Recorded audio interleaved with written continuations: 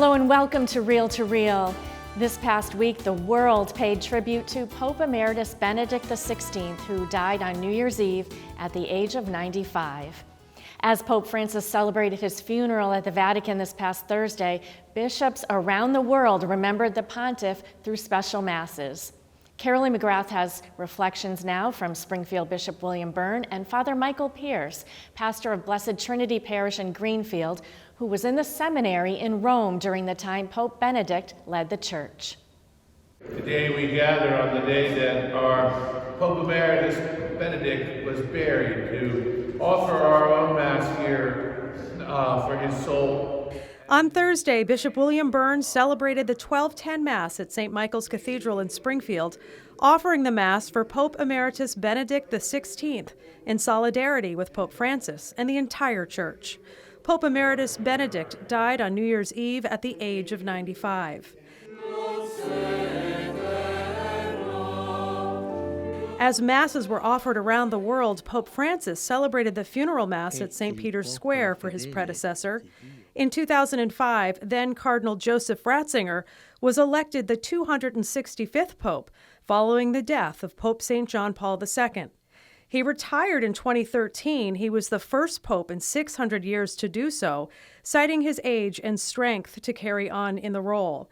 As a priest, he took part in the Second Vatican Council. Under Pope John Paul II, he was appointed prefect of the Congregation for the Doctrine of Faith. Pope Benedict is known for his extensive writing and understanding of theology and philosophy. And so he brought a profound theological insight into our church. He was the one that helped us explain the new evangelization to the world and to proclaim Christ anew through his own call to do that.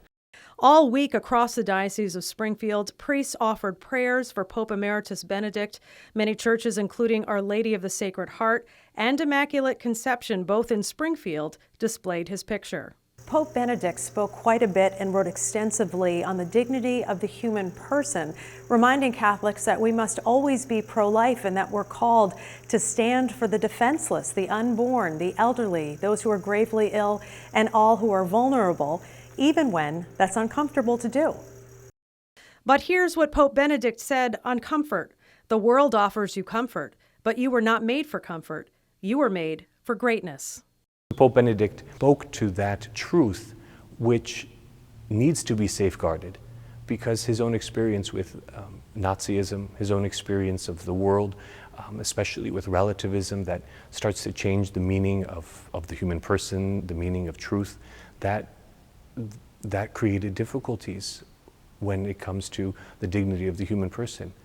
Father Michael Pierce, pastor of Blessed Trinity Parish in Greenfield, was a seminarian at the Pontifical North American College in Rome from 2009 to 2013, while the late pontiff led the church. As a seminarian, we were able to have the occasion to visit with him when we celebrated the 150th of our seminary. The seminary was established in 1859, so in 2009, we were able to celebrate and mark that occasion with Pope Benedict, who spoke to us about the teachings of the Church and spoke to us about giving witness here in the United States in a special way to that message of the gospel.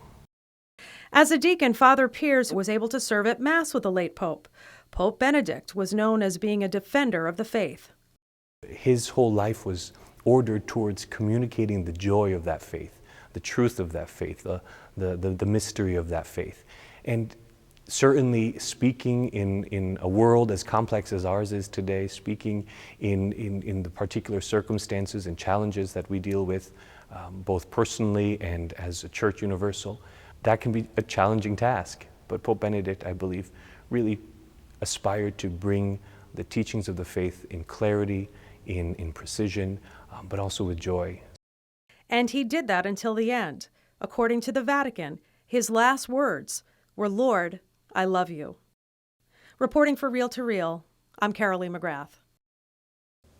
As the last pope who attended the Second Vatican Council, many generations to come will benefit from his understanding of the faith and will be inspired to lead by his example.